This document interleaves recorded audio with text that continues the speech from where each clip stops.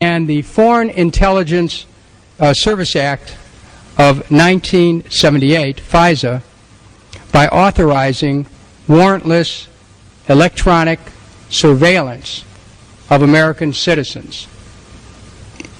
To wit, number one, the President was aware of the FISA law requiring a court order for any wiretap as evidenced by the following. A, quote, now, by the way, anytime you hear the United States government talking about wiretap, wiretap requires a court order. Nothing's changed, by the way. When you're talking about chasing down terrorists, we're talking about getting a court order before we do so, unquote. This from a White House press conference, President Bush, on April 20th, 2004. B, quote, law enforcement officers need a federal judge's permission to wiretap a foreign terrorist's phone or to track his calls or to search his property.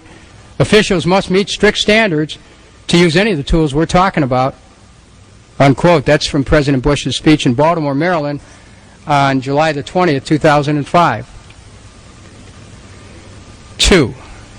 The President repeatedly ordered the NSA to place wiretaps on American citizens without requesting a warrant from FISA as evidenced by the following. A, quote, months after the September 11th attack, President Bush secretly authorized the National Security Agency to eavesdrop on Americans and others inside the United States to search for evidence of terrorist activity without the court-approved warrants ordinarily required for domestic spying, according to government officials.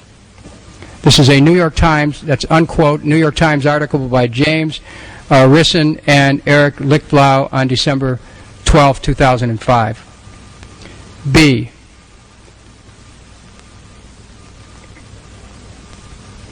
the President admits to authorizing the program by stating, quote, I've reauthorized this program more than 30 times since the September 11th attacks, and I intend to do so for as long as our nation faces a continuing threat from al-Qaeda and related groups.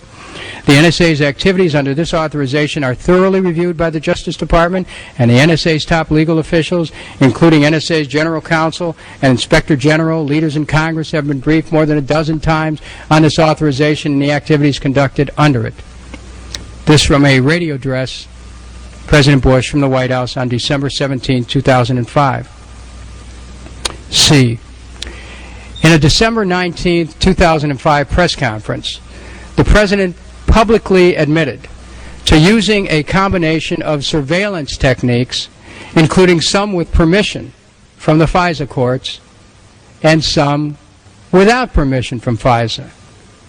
He was asked by a reporter, it was, why did you skip the basic safeguards of asking courts for permission for the intercepts? The President, we use FISA still. You're referring to the FISA court in your question. Of course we use FISAs, but FISAs for long-term monitoring. What is needed in order to protect the American people is the ability to move quickly to detect. Now, having suggested this idea, I then obviously went to the question, is it legal to do so? I swore to uphold the laws. Do I have the legal authority to do this? And the answer is absolutely. As I mentioned in my remarks, the legal authority is derived from the Constitution, as well as the authorization of force by the United States Congress. It's President Bush.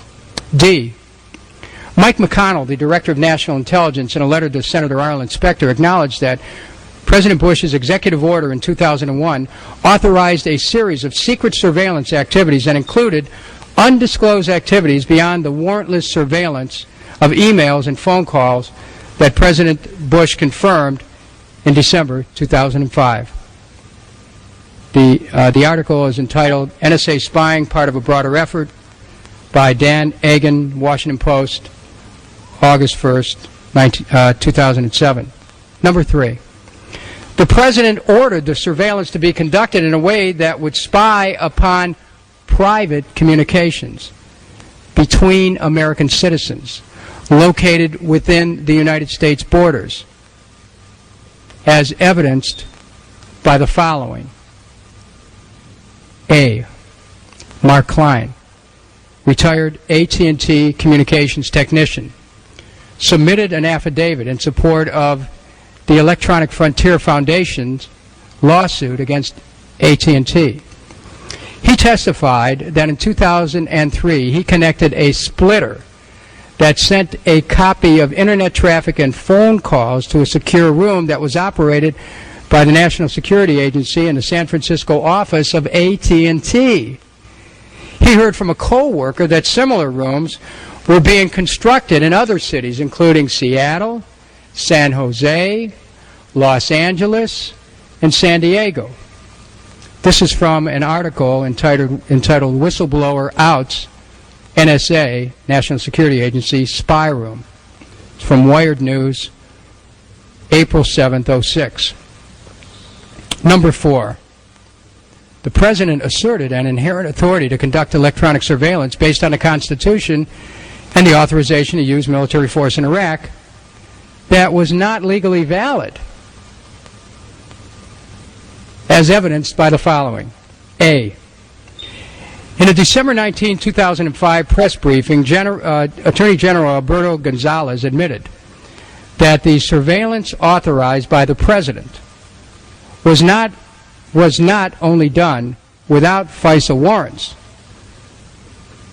but that the nature of the surveillance was so far removed from what FISA can approve that FISA could not even be amended to allow it.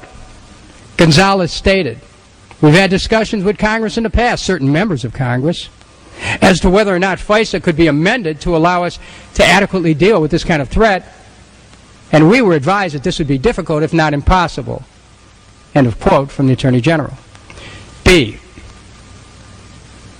The Fourth Amendment to the United States Constitution states, and I quote, "The right of the people to be secure in their persons, houses, papers, and effects against unreasonable searches and seizures shall not be violated, and no warrants shall issued but upon probable cause, supported by oath or affirmation, and particularly describing the place to be searched and the persons or things to be seized."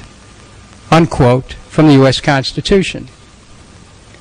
C.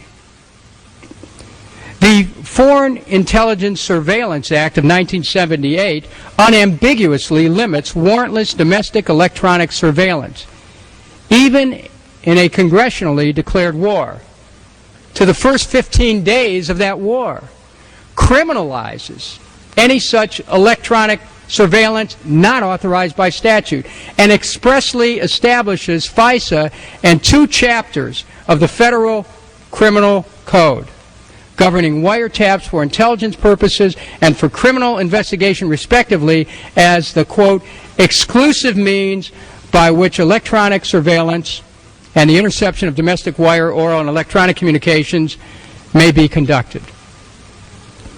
This is from 50 U.S.C. sections 1811, 1809, from 18 U.S.C. section 2511 to paragraph F, and this is in a letter, quoting from a letter from Harvard Law professor Lawrence Tribe to John Conyers on January 6, 2006. D. In a December 19, 2005 press briefing, Attorney General Alberto Gonzales stated, quote, "Our position is that the authorization to use force, which was passed by the Congress in the days following September 11th, constitutes that other authorization, that other statute by Congress, to engage in this kind of signals intelligence." E. The authorization to use military force in Iraq does not give any explicit authorization related to electronic surveillance.